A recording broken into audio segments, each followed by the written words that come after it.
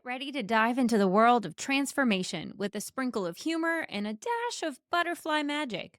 Today, with Rachel Burr, we are going to unravel the sticky, gooey truth about change. Spoiler alert, it's not all about the emergence of the butterfly, but embracing the delightful chaos of becoming the best version of yourself.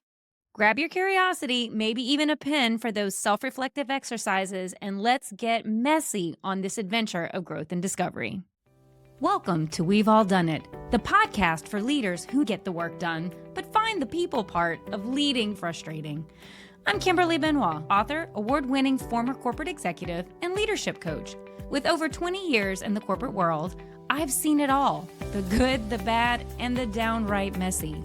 If you've ever avoided a tough conversation, played favorites without realizing it, or just wondered, why is leading people so hard? You're in the right place because we've all done it. This is your space for real talk, real solutions, and no judgment. Together, I'll share practical strategies to help you navigate workplace drama, build stronger teams, and lead with confidence. No more pretending, no more suffering in silence, just honest, actionable leadership from someone who's been in your shoes. Are you ready to lead differently? Let's do this. Hey, everybody. So today's episode is going to be a lot of fun because we are going to dig into the dirty, nasty, gooey parts of transformation.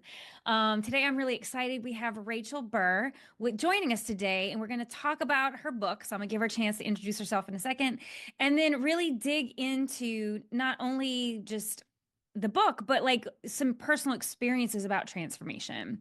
So Rachel, thank you so much for being here. Thank you so much for having me. I'm so glad to be here. I am happy to have you as well. So tell the listeners and the viewers, since we got both going on, tell them a little bit about you. What are the most important things you want people to know? The most important things. Well, let's start with the things everybody actually talks about. So, Rachel Burr, I'm an executive coach and people expert. So, mostly I work with leaders, I work with their teams to help them really step into the best versions of themselves. And the book itself is really about all of us as people stepping into the best versions of ourselves. But I like to say, even in my work, leaders are people first. So we're all people. We all bring that to our work or wherever we are. So I love that. My background's in psychology and organization development. So I get to bring all of that in terms of how people work, how we work together. And I get to bring that all to working with my clients. I was so happy when I met you, because I feel like so much of our backgrounds align. So, because I started in psychology and took it in very different directions than you. But we somehow have ended up in the same place about writing books about how do we help people show up as a better version of themselves. And from just very different angles though. And so first off, if for people out there, you have to go get the book. It is great. And so I kind of wanted to start with the things I'm loving about the book, which are one, you created an opportunity to talk about a very tough topic. Transformation is not easy. Change is not easy. But you've done it in such a miraculous way where it's so conversational.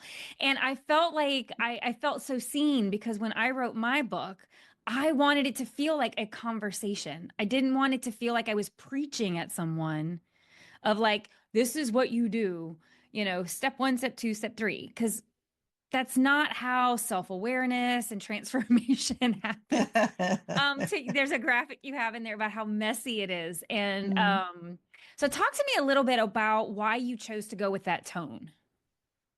Well, first of all, anybody who knows me will tell you it's basically having a conversation with me. It's my voice, it's definitely my humor. So for anyone who's listening, this is a conversation with me.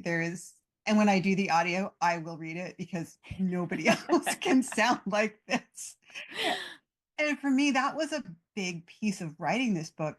There were books that I started to read where I could hear the author's voice before. I thought, oh, I have to write something very formal. I have to write something about coaching and business and very serious. And transformation is serious. But one of the little clicks that I like to talk about in the books, or the little awakenings that I had along the way to transformation, along the way to writing this book, was that I could use my voice. In fact, that was critical. People will say when they're writing a book, well, what can I say that hasn't already been said?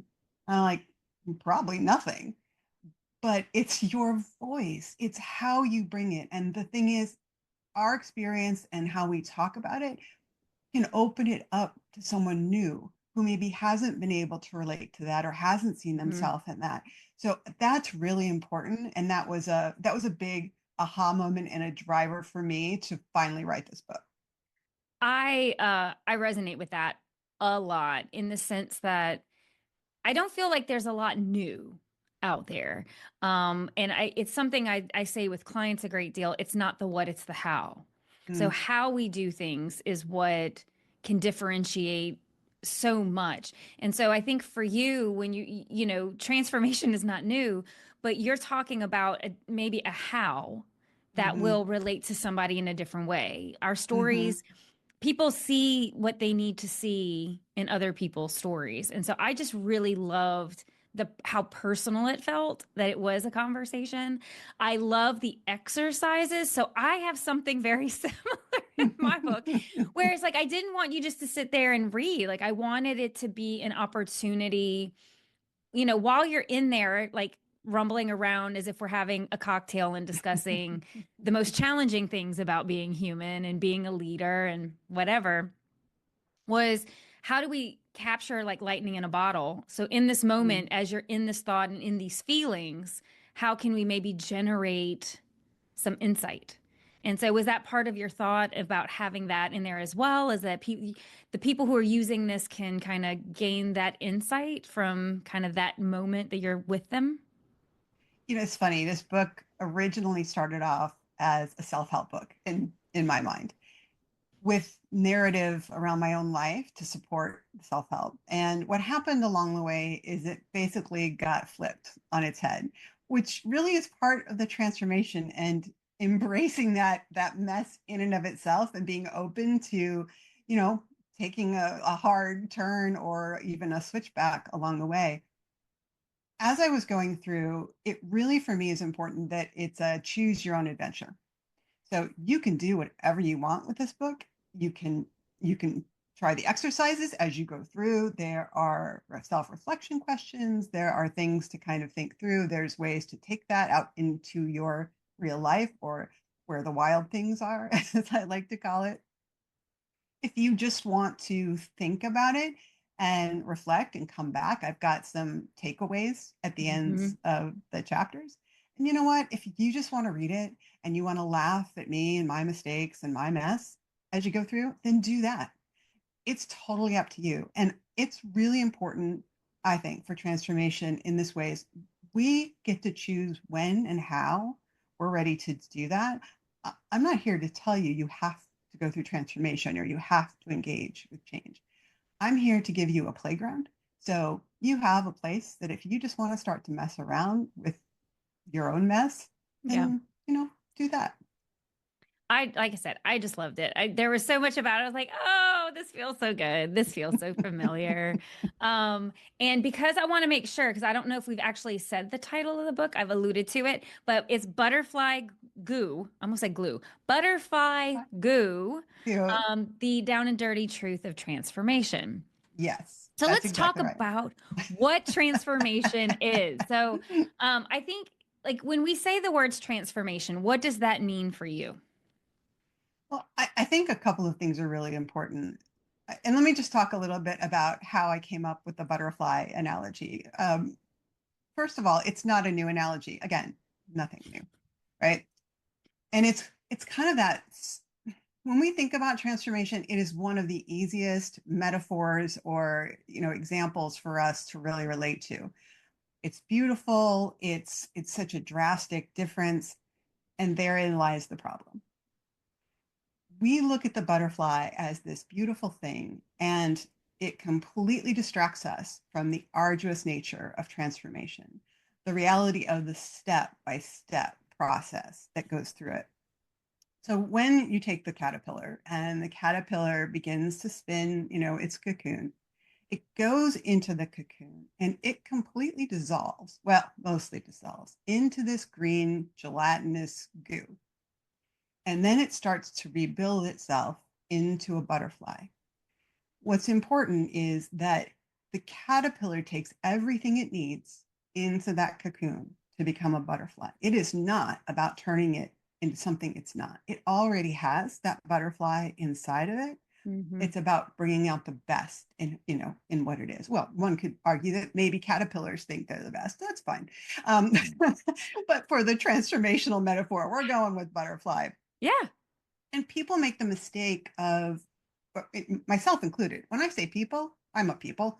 So this is a really, representative example of my own experience. But we focus on the emergence when the butterfly comes out of the cocoon.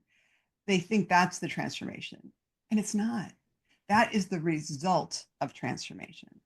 So for me, transformation is really about becoming the best of who we are, who we can be, based Hmm. on the core of who we are. And we all have different cores. It is not about turning ourselves into something we're not. It's about really stepping in to who we want to be and the life we want to have. Mm. I love the idea that transformation doesn't require you to take anything new. Yeah. I mean, there'll be skills that you want to learn along the way. There'll Yeah. be things like that, but we're But you don't talking have to about the core. fundamentally change, like you have the pieces and parts, like you have the raw elements Hmm. in order to become a better version of yourself. Absolutely. And I also like, there's a part of me that thinks in this day and age of social media where we're being bombarded with what we don't have, who Hmm. we're not measuring up to. Yeah. I feel like there's a strong externalization of in order to be better, I have Hmm. to go get more things. Yes. Yes. And so that part of what I love about your thesis or your approach to this is that the basic fundamentals are already there. Hmm. The work that has to happen isn't is internal. It doesn't have to be necessarily a lot of external additions, or you know what I mean. Yeah. It's I like that. That's a part of what I loved was like it's in you already. Yes. It's in you. It And just needs to how do you say it? Chrysalysis? We need to, it just wait, needs to, it's a chrysalis. It's funny, yes. just as an aside, I use the term cocoon, and my brother's an entomologist, and he assures me that cocoons are actually for moths, and a chrysalis is for a butterfly. And I said, yeah, I'm going to stick with the analogy that's more familiar, even though he says moths are much cooler.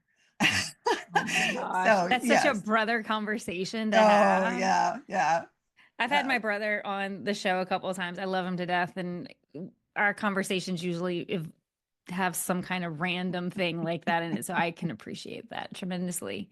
Hmm. So, so with that in mind, when you think about transformation in your experience and in writing this book, what I'm hearing you Hmm. say is there's no right or wrong way to transform. There are more painful ways. um, and I would say that we're going to go through mess. We're going to take paths that aren't ours initially. And some of us, myself included, stick to that path for a very long time, even though it's not ours, Yeah. because it's scary. It's scary to get off the path, especially if you don't know where else to go. You don't know what else you might do. And that's part of the mess. The important part is, and I quote Joseph Campbell in the book, but the idea is that if there is a path already laid out, it's not your path. I truly believe we have to build our path. People will say, I have to find it. You might find the start, you might find a foothold, Yeah. but we build our path. And it's really important for us to embrace that. Just like you're saying on social media, we look at these curated lives, right? Other people's life. And it makes it look so easy. It's like, oh, that's what I should be. That's what, I'm missing out. My life isn't good enough. I'm not good enough. I'm not smart enough. I'm not enough. It is such a horrible, toxic conversation that we're having with ourselves. And I talk about gremlins in the book, Mm-hmm. right? And it is so important for us to fundamentally understand that who we are and the path we take and the goo that we go through is critical to our transformation. There's no going, the caterpillar has to go through the goo. And it's not just a messy byproduct, it's the journey and it's how we get to the other side. Well, and I also think we're none of us are the same. Mm-mm. Right? And No. so transformation will look different for each of us because the pieces and parts of ourselves, even if I mean, like look at twins, they're even like identical twins are not the same. They're Mm-mm. not going to have the same likes, desires, all these things that so it shouldn't be assumed that we're supposed to have the same thing as somebody else. I used to teach this little class about with like like our younger gen employees around the idea of whose ladder are you climbing, Mm-hmm. right? And so and it goes back to kind of what you said. If the map is already there, then that you didn't create that. That's not your creation.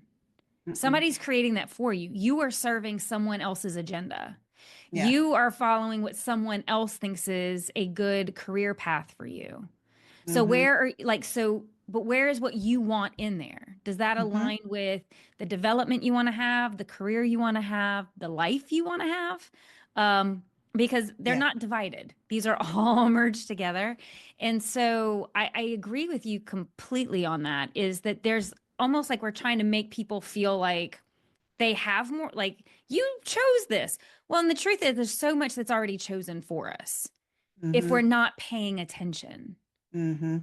Is how do you advocate for yourself? Do you know yourself well enough to say, here's what I want and here's what I don't want?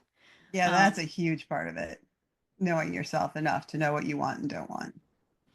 and I mean, because even that, like when you think about, in my mind, when the constant evolution. So you call Hmm. it, transformation. I laugh because I actually was just having this conversation yesterday, and I said I just feel like I've lived a lot of lives. It's almost like different chapters in a book, right? And so, but each chapter has so much growth that builds on the next chapter. So it's kind of like this wonderful novel called Kim's Life. Um, but the truth of it is nobody else is living that. And Mm-mm. so, to your point, it's like, how are I get to choose what I want to do next? I get to choose to say, what does that next chapter look like? And, when I was younger, I probably let other people dictate that a whole lot more because I thought they were smarter. I thought they knew Mm-hmm. better. Mm-hmm. I thought that people had my best interest at heart, and maybe they did, but there's always an Maybe. agenda if you're not the one creating that map. Well, and other people can only tell you what they already know, Hmm. right? And it comes from their experiences and their life lessons. And to your point, best intention, but that's not your path. I mean, yes, can you take some advice that could be good for you when it makes sense? Ignore the advice that really doesn't. And you never know. It may turn out to be the right, it may turn out to be the wrong, but the problem is we do tend to default to, oh, they're an expert, they must know. And I talk about that in the book. There were many times that I thought, well, they must know what they're talking about. Oh, when I hear that in my voice now, I'm not thinking they might, but that's a little red flag. If I'm telling myself, oh, Yeah. they must know what they're talking about, even though my experience, my gut, my all says I don't think that's a good idea. It's important, at least I talk about the fact that we make a lot of decisions based on emotion. In fact, my understanding is most of our decisions are actually based on emotion.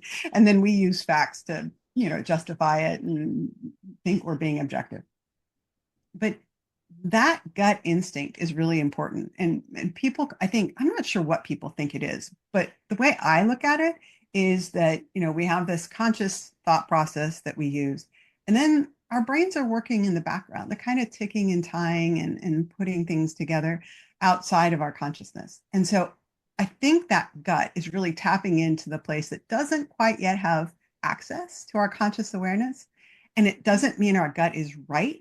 It means that our gut and our conscious decision making process need to have a conversation. Oh, so, so, so So what is happening then? Wait, like that feeling, because you talk about because that's a big thing, going with your gut. Hmm. Um, people saying like, so tell me more. I'm fascinated by this. Like, I'm like, oh wait, I didn't wasn't thinking about this one. Um, so what role do you think your gut feel like? What do you think? How, is that a good thing? Is it is it just go explore more when your gut says it's good versus bad? Yeah, I definitely think it's a go explore more because sometimes our gut is wrong. Sometimes our gut is right. It is not the only one making the decision. So it's important to be able to explore that and being able to step back and say, okay, what's going on? Because our gut is tapped into that emotional base and emotions are data. They are telling us something. Now, it may not be a clear message, but it's you have to stop because it's trying to tell you something. And one of the things I talk about in the book is all these red flags that I ignored for so long or pushed them away specifically because I didn't want to listen to what my gut was telling me. I wanted to stay in what I thought was an objective intellectual realm, and it wasn't. I was able to justify all sorts of things and all sorts of decisions that were not the Hmm. right decisions for me, even though my gut was screaming in the background, but I just kept pushing it down further and further and further until one day my gut is like, this is it. You need to listen to me. We're not doing this anymore because you're miserable. And this is whatever you think is working is not working. So we got to figure out what will work. That's so funny. I mean, I think about first off, amen, sister. Been there, done that, got the medical bills. I think Mm-hmm. it's so funny that well, I like that you talk about this, simply because I think, and I wonder if it's more of like a type A-ish personality where you will overanalyze and over rationalize. Like when the gut is telling you one thing, how you try to outthink the emotion. Do Well, you know what I mean? Like, I'm going to yeah, out logic this. I Like, am I going to just out had bad logic this. Mexican last night. That's not what's going on. Like, or something. Like, it's just, but we try to out strategize our body's natural reaction is telling us. Why are we so stubborn? Like, why do we fight it so hard? Because we're scared. We started off this conversation with change is hard. Even change we choose is Yeah. hard. And our comfort zones are just that. They are comfortable, even when they're uncomfortable. And I talk about we're comfortable in our discomfort. People talk about the devil we know versus the devil we don't. There's a reason we have such great expressions and ways to talk about this because it is ubiquitous. It is part of being human. And if we're not consciously pushing outside that comfort zone, it is comfortable. It is, pretty solid. It can be miserable.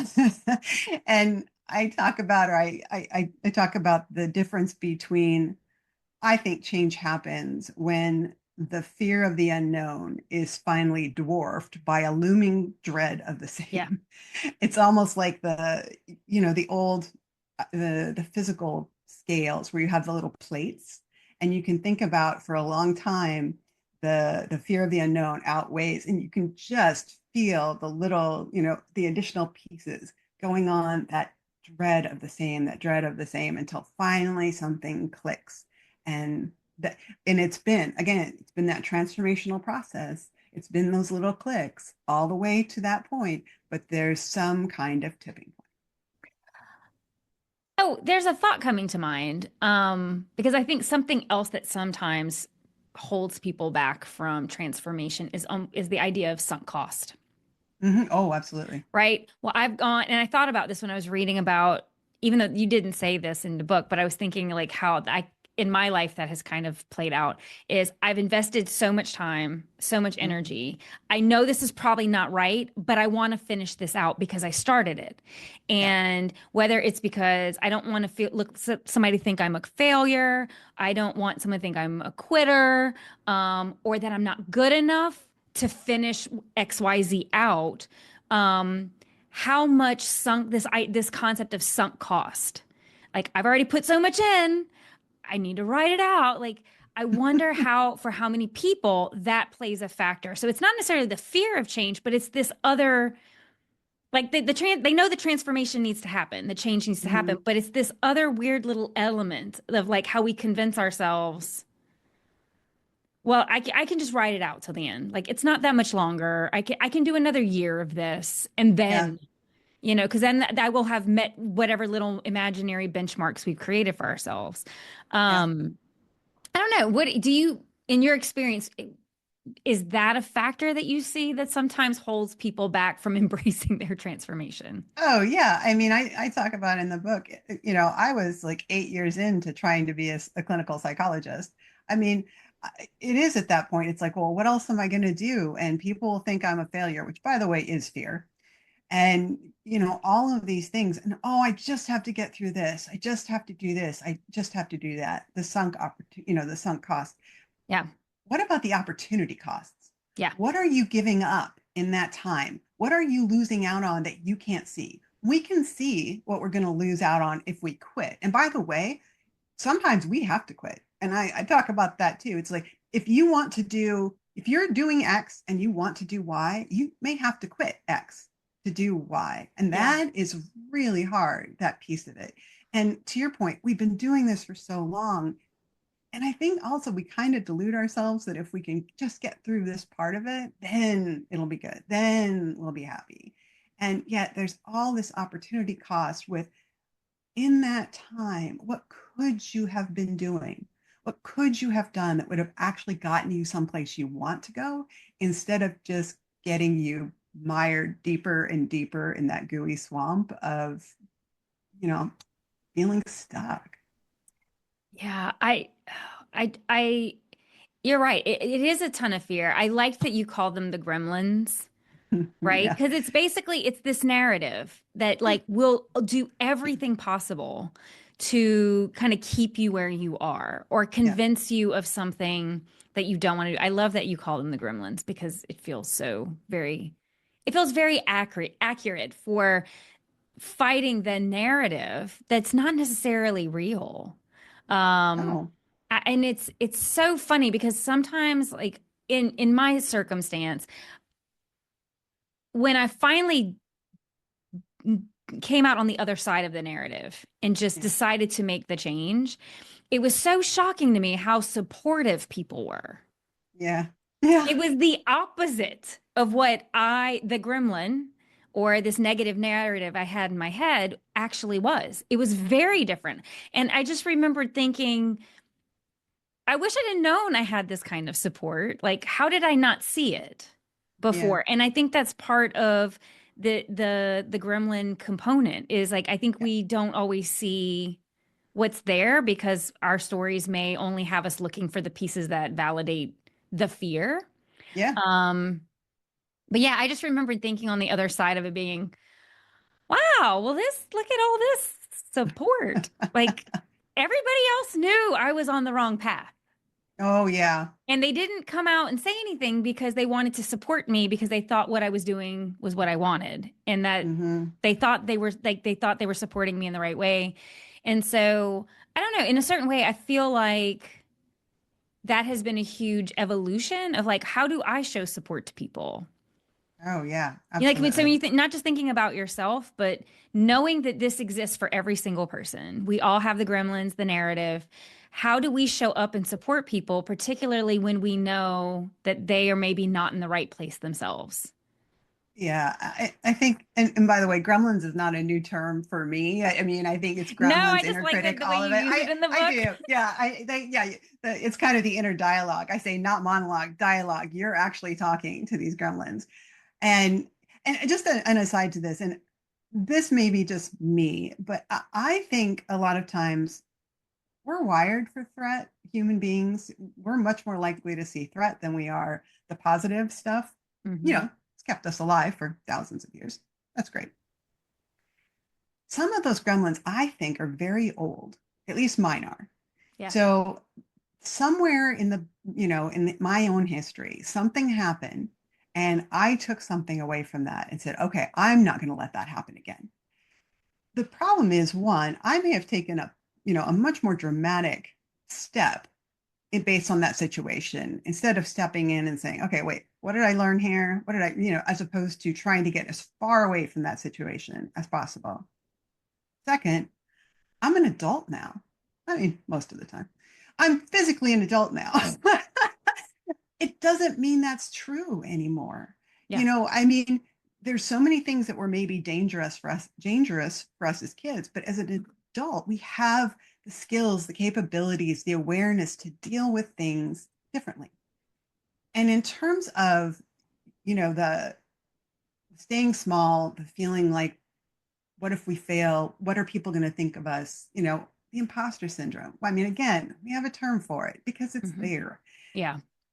And because it feels like we're really good at kind of keeping up the image of being, successful or even competent, and we don't want to let that down. We don't want people to find out our secret, air quotes, secret. So we don't reach out. We don't Yeah. ask for help because we don't want to make ourselves vulnerable. And so the gremlins become even more powerful because we push all that into the dark, and they're like mushrooms. It just festers in the dark. It just thrives. And it's really, the gremlins do not want you to take this into the light, because then you're going to find out that it's kind of a bunch of BS. I mean, yeah, there are things that are going to be embarrassing. There are things where we're going to fall or fail, or unless you call failure, just not getting up again. There are going to be all of these things. And most of them don't kill us. If I jump out of an airplane and I don't pull my chute, probably going to kill me. um, Yes. and I would say too, you were saying other people could see that you were on the wrong path. I've Yes. definitely had some of that. I also have had it where I am such a master at the illusion that nobody had any idea. Yeah. Everybody thought, "Oh, I'm this." And it's funny, I think I have finally gotten to the place where I am the person that people already thought I was. So I think one of the best things we can do, because we don't always know who's struggling. We Yeah. know when people are struggling. I think one thing that I wanted to do with this book was, open myself up, be vulnerable with people, say, here's my mess, right? Hmm. It's like this illusion, that is not my experience. If it's your experience with transformation and you were born a butterfly, well, good for you. But being able to see yourself in this, and again, in the privacy of your home, reading this book and saying, yeah, me too. We break that down. It makes transformation more understandable. It makes it more accessible, and Hmm. therefore it makes it more achievable. This whole myth that we have bought into as not a society, but a whole humanity, species, whatever, it's destructive. It's not even delusional, it's destructive to us engaging. And so I think one of the key things, and especially for us as coaches, that we Yeah. do is this idea of listening, not only listening to what people say, but listening to what they don't say, Yeah. really being in conversation with them. And yeah, somebody, like me at certain phases of my life, master at the illusion. It's kind of the old Wizard of Oz, pay no attention to the man behind the curtain kind of thing. Yeah. And Yeah. yet there are things that happen. And as a society, as humans, especially in this fast-paced world, we're not good at listening. I think one of your previous podcasts, the guest Yeah. was talking about, listening and how important that is, and honestly, how difficult it is. So sometimes we Yeah. have to Brent. listen yes, we Yeah. have to listen very closely or pay attention. And sometimes we may really not see when people are in trouble. We need to do the best we can. Yeah, it's in great part, I believe, because our attention spans have gotten shorter. And it's not just for kids, it's for adults too. Yeah. Um, I think it's the it's a part of it is a learned skill, and how do you attend to the world around you? But I would agree with that. Huge components throughout my career, and in part why I've been successful, is it's not only same thing you said, being able to be very aware of what people said versus what they didn't say.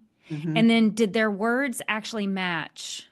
Mm-hmm. Like with what they actually said, does it make sense? Look at the picture in front of you. If somebody Yeah. says they're happy, does the affect match? the Yes. statement. Like, Yeah. though, yeah, no, I'm really happy. Well, you don't sound very happy and you don't look very happy. So help me understand, like, Yeah. where are the actual visual cues of joy? Because they're Yes. not there. And Right. so, and yeah, so I find it interesting because one, I think we can lie to ourselves. And two, I often think about how do we help show up for others?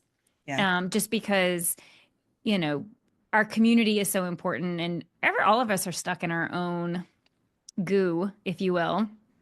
And so being able to be that supportive element and being able to ask good questions and pay attention to the people around you and also I think just also being open to like if someone approaches you and asks and coming from a genuine place, not necessarily a nosy place, manipulative place, but if people are actually like checking in on you, then there may be something for you to look at Yeah. And because you might not yeah, be seeing maybe yourself. exactly. You may not even be seeing yourself. The ability to lack some self-awareness. Um, and we all do it. I mean, I think we all try to hide the things we don't want other people to see about ourselves as best we can, but sometimes it just kind of ekes through. Yeah. And to be fair, it's a continuum, right? It's Mhm. this whole I'm fine, which is funny. Just as an aside, I have a really good friend who came to the U.S. from Germany, and initially she would, talking to somebody, just I don't know, a stranger or a clerk at a store, and they said, "Oh, how are you today?" And, for the Mhm. rest of us, like, oh, I'm fine. How are you? I'm fine. And it's just this completely nothing like fluff of pleasantry. She misunderstood. She thought they actually cared. So she responded as though they cared. Oh, And, how sad is that? We've gotten so used to that fluff. And it's just, yeah, the caring. I honestly have forgotten your question. I got so caught up in that. oh no, I was just laughing about like how you show up for somebody else. Like Oh, and the yes. idea that if someone comes to you and Yes. expresses like basically if the facade is falling and you aren't Yeah. aware that the facade has fallen, Yes. if there is or if there are people in your life showing up with concern, genuine concern and Yeah. care, that may be an opportunity to evaluate the story you're telling yourself and what Yeah. you're doing and why, and really like ask some deep questions about what you're doing, why are you doing it, and is this where you're really supposed to be? Yeah. And you know what? I think some people are scared to engage, especially when it's really big stuff. Yeah, They don't know what to say. And so they don't say anything. yeah, And I've had things like that in my life. And, sometimes the best thing you can say is, I don't know what to say. I'm here. I am here with you. I am willing to sit with you in this goo. I don't know the answer, but I'm here. And yeah, that's it. That's all you have to say. But people get so afraid of saying the wrong thing. Or my favorite is people will say something that makes them feel better. Like, oh, this is just part of the challenge. This is this. Or, yeah, you know what? That happens to me too. My father, I hope he doesn't care that I'm sharing this, he has Parkinson's. And so there are, pieces about memory and things that are very different for someone with Parkinson's than even just our normal aging process. hmm, And he'll say he's struggling with this, and somebody will want to make him feel better and say, "Oh, me too," blah blah blah. And I know I've done that with him. And we talked about it. He's like, that actually makes me feel more isolated. That makes me feel more alone because you're pushing me away. You don't understand. And so when you don't know what to say, don't worry about what you say. Just worry about what you do. Be there for them, yeah, even when yeah, especially, I guess, when it's big and scary. yeah. I think sometimes it's just how you show up. Hmm. Like I said, it doesn't have to be the what, it just has to be the how. It's like just being there and saying, I'm here if you want to talk. You don't have to have an answer at all. Yeah. I think is critical and huge and just knowing that you have someone that's willing to hold your hand through the Yeah. goo Oh, yeah. is huge.